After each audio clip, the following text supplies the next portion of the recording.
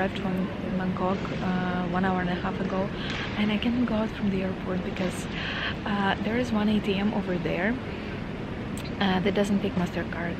So I have 2 MasterCards, and both of them have 5 digits PIN, and that thing takes only 4 digits, starts processing, and then tells me that the PIN is not correct. Of course it's not, because it should be 5 numbers.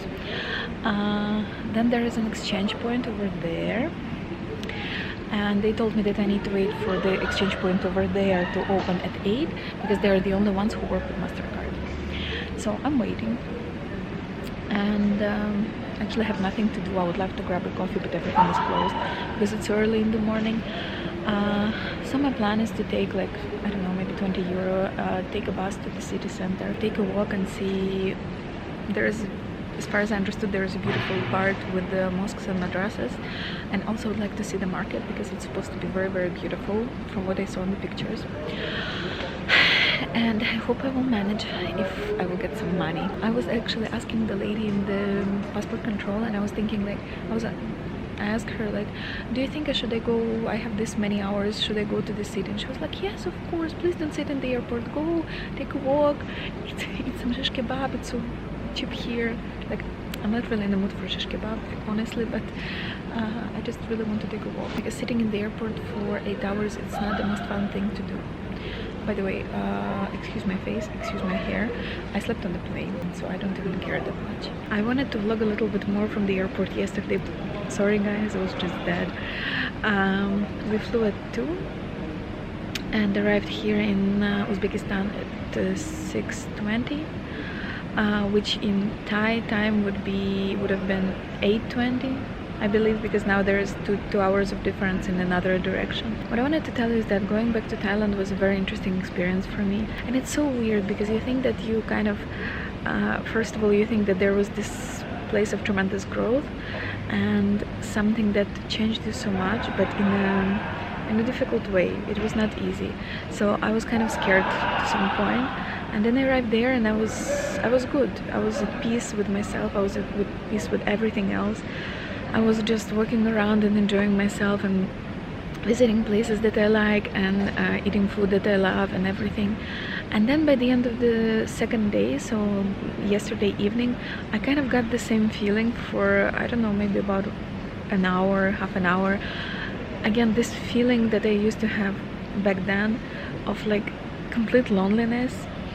And I don't know why, maybe because it's such a touristic place, maybe because it's so overwhelming to some point. But then, especially at night when you're walking around and you think that I would like to do something cool, I would like to, I don't know, grab a drink with my friends, I would like to share a pad thai with someone, I would like to go somewhere and, I don't know, sit by the river and just enjoy talking to someone, and you don't have anyone. And I don't know if I ever told you, but actually I'm writing a book about my experience in Thailand.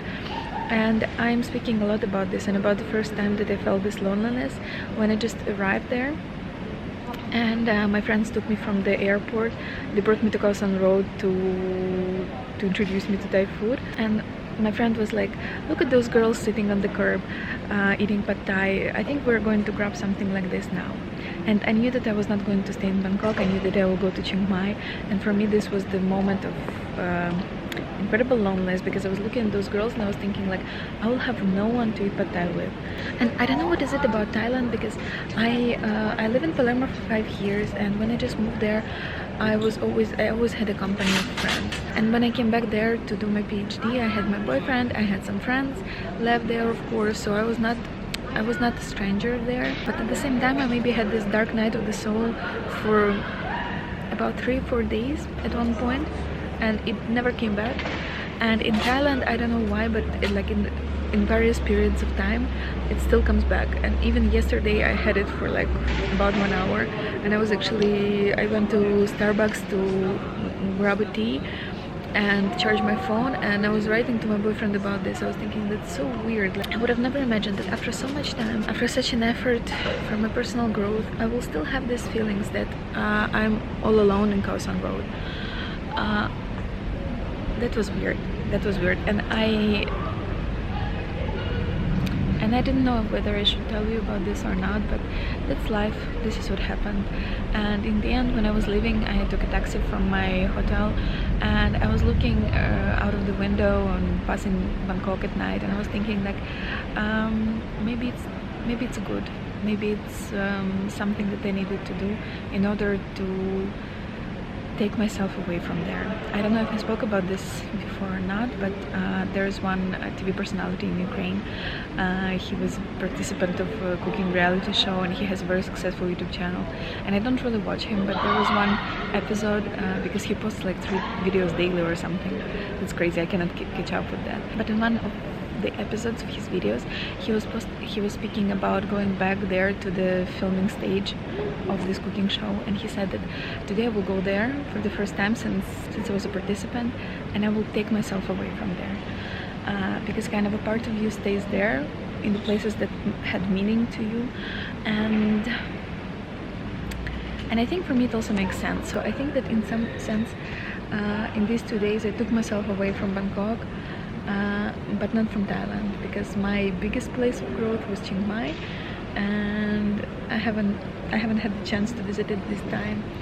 So everything is in the future, but honestly next time I would like to come with someone, just to break this circle of being by myself. So now I'm in Tashkent, Uzbekistan, and this afternoon I'm going to Almaty, and then from there to Taraz in Kazakhstan, and it's going to be a different vlog, but also Uzbekistan, if I will ever manage to go out of the airport. Okay, so we're waiting, then we're taking a bus.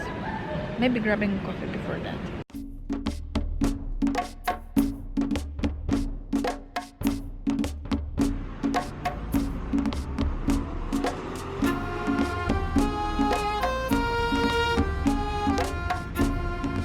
I did get out of the airport.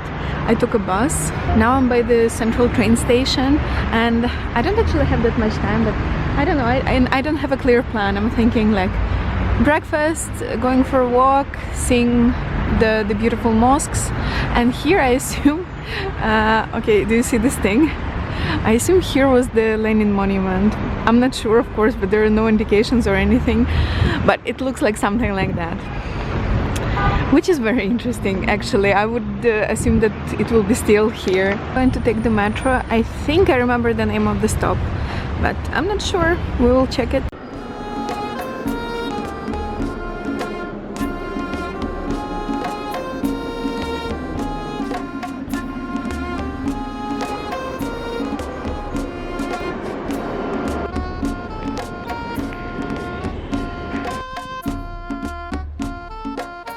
It's absolutely beautiful, but I feel like it's a newer one.